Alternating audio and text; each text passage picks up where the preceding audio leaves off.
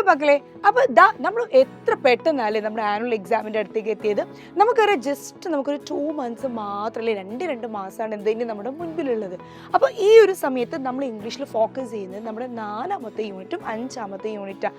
നമ്മുടെ Bloom's and trees എന്ന് പറയുന്ന യൂണിറ്റും അതേപോലെ ഓണസ്റ്റി പേസ് എന്ന് പറയുന്ന യൂണിറ്റിലെ ഇതിന് ഭയങ്കര രസകരമായിട്ടുള്ള കഥകളൊക്കെ വരുന്നുണ്ട്. നമ്മൾ ഒരുപാട് ഡൊറോത്തി പോലുള്ള, നമ്മുടെ ഫാമർ പോലെയുള്ള ഒരുപാട് ക്യാരക്ടേഴ്സ് നമ്മൾ കാണുന്നില്ലേ.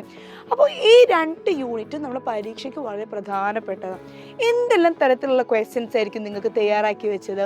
ഈ 2 യൂണിറ്റ് എന്ന് പറയുമ്പോൾ നമ്മളോട് അടുത്ത നമ്മുടെ LSS എക്സാം ഒക്കെ എഴുതുന്നൊരു വർഷമല്ലേ 4ാം ക്ലാസ്, അതിനോട് ഏകദേശം അല്ലെങ്കിൽ LSS എക്സാമിൽ നമ്മളോട് ചോദിക്കുന്ന ചോദ്യങ്ങളായിട്ട് ബന്ധമുള്ള പാഠങ്ങളാണ് നമ്മുടെ ഈ 4ഉം 5ഉം യൂണിറ്റ്.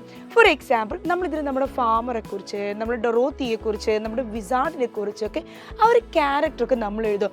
എങ്ങനെയായിരുന്നു Dorothy, what kind of A girl she was, അല്ലെങ്കിൽ നമ്മുടെ ഫാമർ അല്ലേ, നമ്മുടെ ഓണസ്റ്റി പേസ് എന്ന് പറയുന്ന പാഠത്തിൽ നമ്മുടെ കർഷകന് അയാൾ എന്താണ് സത്യസന്ധനായിട്ടുള്ള ആളായിരുന്നു, ഹാർഡ് വർക്കിംഗ് പേഴ്സൺ ആയിരുന്നു.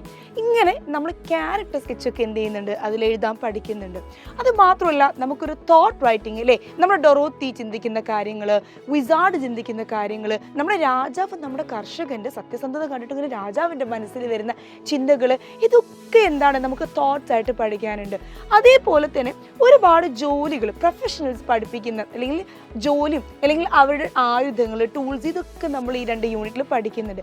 അപ്പോൾ നമ്മുടെ 4ഉം 5ഉം ഇംഗ്ലീഷിലെ യൂണിറ്റ് വളരെ ഇമ്പോർട്ടൻ്റ് ആയിട്ടുള്ള യൂണിറ്റാണ്. ഒരു ക്ലാസ് പോലും എന്ത് ചെയ്യരുത്, എൻ്റെ മക്കൾ എന്ത് ചെയ്യാൻ പാടില്ല, മിസ് ചെയ്യാൻ പാടില്ല.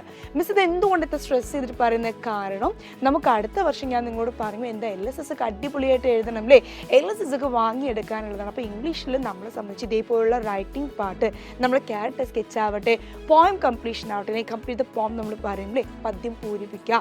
അപ്പോൾ അങ്ങനെയുള്ള ക്വസ്റ്റ്യൻസ് ഒക്കെ വളരെ ഇമ്പോർട്ടൻ്റ് ആണ്. അതിൻ്റെ ഒക്കെ ഒരു തുടക്കം എവിടെ വരുന്നുണ്ട്, നമ്മുടെ ഈ 2 യൂണിറ്റിലും വരുന്നുണ്ട്. അപ്പോൾ മക്കൾ എന്ത് ചെയ്യരുത്, എല്ലാ ദിവസവും നമ്മുടെ ക്ലാസ്സുകളൊക്കെ കാണണം, എപ്പോഴും എന്തുകൊണ്ട് ഫോളോ അപ്പ് വേണം. ഓക്കെ, അപ്പോൾ ക്ലാസ്സസ് മിസ് ചെയ്യരുത്, കോണ്ടൻറ്റ്സ് ഒന്നും മിസ് ചെയ്യാൻ പാടില്ല. B with xylem. Thank you.